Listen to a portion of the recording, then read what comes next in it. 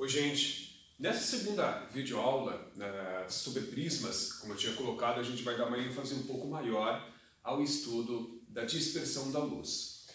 Nós tínhamos discutido na videoaula anterior um estudo geométrico da luz monocromática de uma cor só, de uma única frequência, que atravessa um prisma. Agora a gente vai ter a intenção de estudar o que acontece quando um feixe de luz policromática incide sobre esse prisma. Então, aqui a gente não vai fazer discussão a respeito mais geométrica, como eu tinha colocado. Luz policromática é uma luz que é feita de várias cores, tipo a luz do sol, tá? Bem simples. Então, ela é aquilo que vocês conhecem pela combinação das 7 cores do arco-íris, e elas vêm todas emaranhadas, né? Todas misturadas quando estão se movimentando no ar, e quando elas encontram esse prisma, estas cores que estão todas juntas, misturadas, elas vão se dividir. Então, a decomposição de um feixe de luz policromática nas suas cores constituintes é aquilo que a gente chama de dispersão da luz. Quando a luz chegar nesse prisma, ela vai se decompor nas suas 7 cores constituintes, que são aquilo que vocês conhecem pelas 7 cores do arco-íris. E estas cores elas vão se dividir, mas elas não vão seguir uma ordem qualquer, tá? Essas luzes monocromáticas, quando incidirem sobre este prisma, elas vão seguir uma ordem bem estabelecida. Isso vai depender de algumas condições, conforme eu vou colocar para vocês.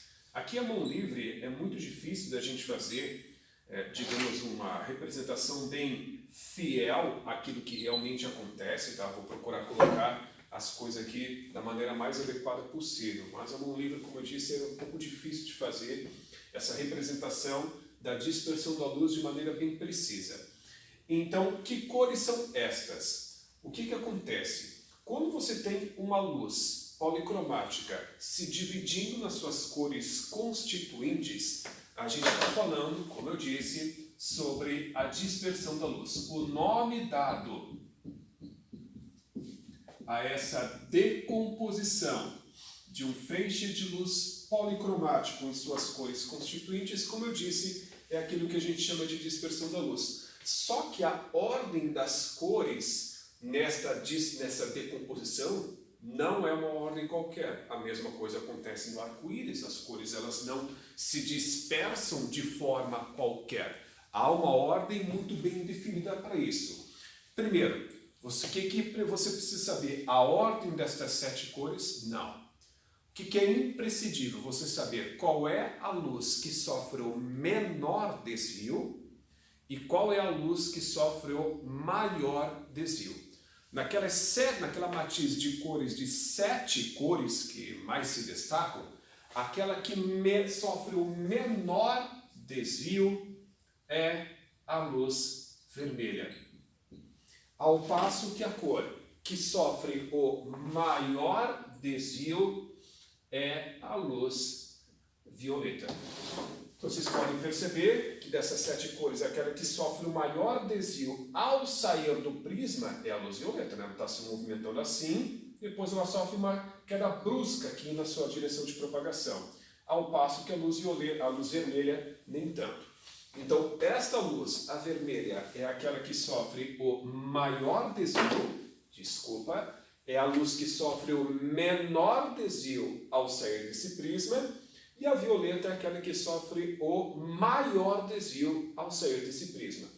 Tá, tirando estas duas, qual que é a ordem precisa nesta formação dessa espécie de arco-íris? Depois da luz vermelha, nós temos a luz alaranjada. Vamos colocar aqui laranja. Depois vem a amarela. Aí nós temos o verde, o azul e o anil, que é aquele tom de azul que dá cor ao nosso céu. Tá, então, entendendo que a luz vermelha é a que sofre o menor desvio e a luz violeta é a que sofre o maior desvio, isso é importante que vocês saibam, por que estas cores apresentam estes desvios diferentes? Porque existe um negócio chamado índice de refração, que é ele que determina se a luz vai sofrer muito ou pouco desvio. Como a luz violeta é aquela que possui o maior desvio, ela é que vai possuir o maior índice de refração. Lembra do índice de refração? Matematicamente é a razão entre a velocidade da luz no meio e a velocidade da luz no vácuo. Então, isso aqui é importante que a gente vai utilizar daqui a pouquinho. Eu repito, como a luz violeta é aquela que sofreu o maior desvio, é porque o índice de refração da luz violeta é maior que o índice de refração da luz anil, que é a que sofre o segundo menor desvio, que é maior do que o índice de refração da luz azul, maior que o índice de refração da luz verde, maior que o índice de refração da luz amarela, da luz laranja,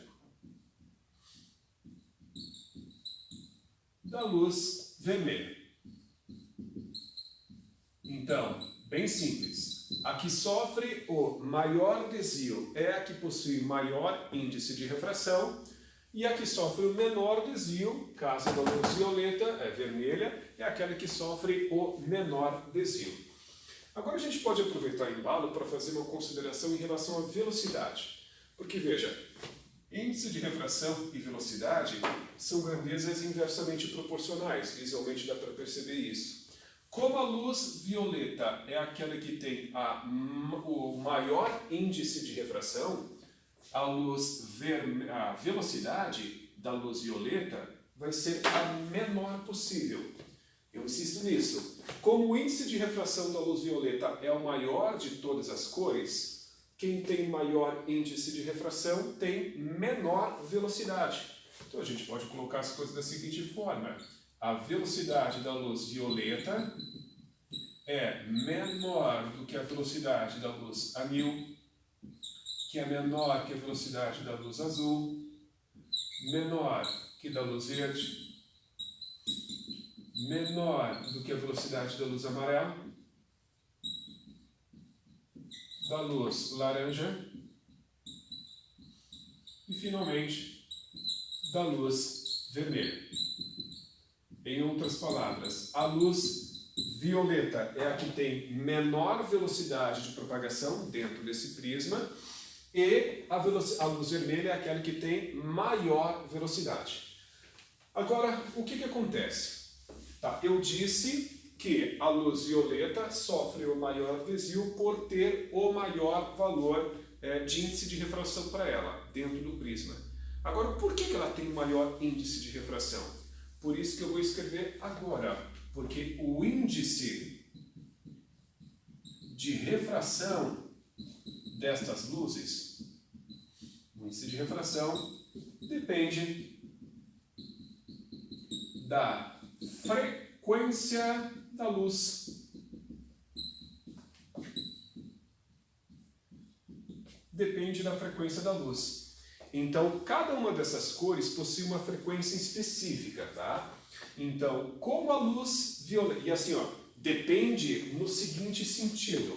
O índice de refração é diretamente proporcional à frequência. Esse símbolo é para diretamente proporcional. Ser diretamente proporcional significa que o índice de refração é tanto maior quanto maior a frequência. Então, a lógica é, se a luz violeta é a que tem o maior índice de refração, é porque ela tem a maior frequência. Então, a frequência da luz violeta é maior que a frequência da luz anil, que é maior do que a frequência da luz azul, maior que a frequência da luz verde, maior que a frequência da luz amarela e assim por diante, até chegar na frequência da luz vermelha. Como eu disse, em termos de vestibular, de Enem, por exemplo, não acho interessante você ficar memorizando a ordem de todas essas cores. Eu sei porque há 20 anos eu trabalho com isso, né? O mais importante mesmo é você saber quem tem o maior desvio, menor velocidade e maior frequência. E quem tem o menor desvio, a maior velocidade e a menor frequência.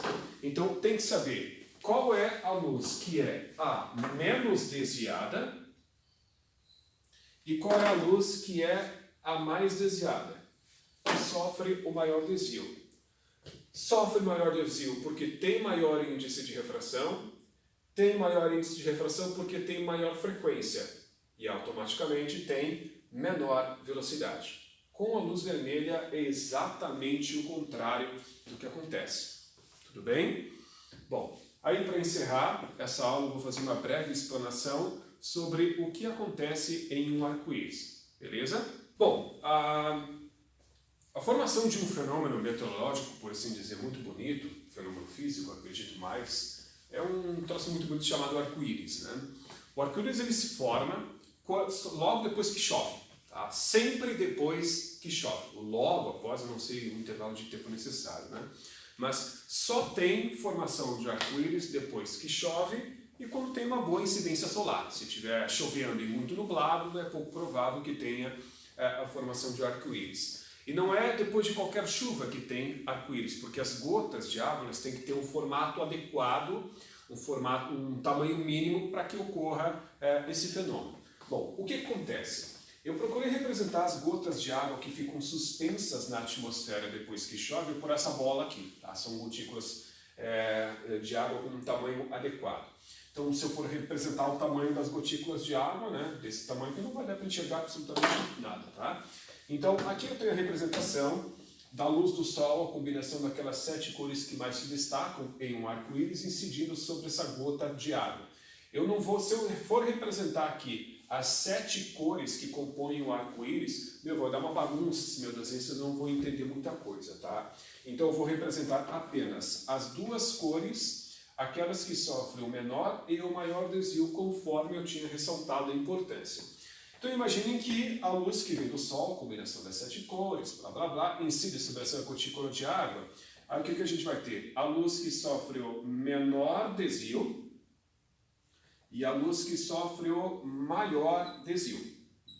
Essa que sofre o menor desvio é a luz vermelha. Essa que sofre o maior desvio é a luz violeta. Aqui está. Só que o que acontece? Quando essas 2 cores se dividem, quando elas chegarem nesta parede aqui, ó, da gota de água, elas vão tentar passar da água para o ar, mas elas não vão conseguir, porque nessa circunstância elas vão incidir com um ângulo superior ao ângulo limite para o par de meios água-ar, e assim a luz sofrerá reflexão total quando chegar nessa parede aqui. Ó, a luz vermelha ela vai sofrer reflexão, vai vir para cá. A luz violeta, quando chegar aqui, ela também vai sofrer reflexão, ela vai vir para cá. Ok? Só depois que elas sofrerem reflexão total nessa parede e chegarem nessa outra face aqui da gota, é que elas vão incidir com um ângulo menor que o ângulo limite, e aí sim a luz ela vai conseguir sair. Essa aqui é a trajetória da luz violeta e essa aqui é a trajetória da luz vermelha. Então, a ideia é a seguinte, a luz do Sol, essa aqui é a luz vermelha, e essa aqui é a luz violenta. Então, a ideia é essa, tá? A luz que vem do Sol, essa luz policromática, quando incide sobre essa primeira face da gota, ela se divide nas 7 cores, tá? Aí, só estou destacando as 2, essa é a luz que sofre menor desvio, essa é a luz que sofre maior desvio. Quando elas chegarem nessa face oposta da gota de água, ela sofre reflexão total, a luz vermelha vem para cá, a luz violeta vem para cá, e quando elas chegarem nessa segunda face, a explicação é puramente matemática, tá? Não vou entrar em detalhes por que aqui elas não sofrem reflexão total e ali elas sofrem. O fato é que é assim que acontece. Quando elas batem na primeira face aqui da interface água-ar, ela sofre reflexão total. a luz vermelha vem para cá, a luz violeta vem para cá, e quando chega nessa fase aqui, elas sofrem refração. Elas conseguem sair aqui dessa gotícula de água, e quando elas saem, tem a formação daquele arco belíssimo chamado de arco-íris. Então, o arco-íris nada mais é do que a dispersão, a decomposição da luz policromática que vem do Sol nas suas cores constituintes. Beleza? Então isso aqui, de uma certa forma, essas gotículas de água que ficam suspensas na atmosfera são mini prismas que ficam suspensas no ar, oferecendo a dispersão total à luz. Beleza, moçada? Mais uma vez, obrigado pela atenção de vocês e até a próxima videoaula.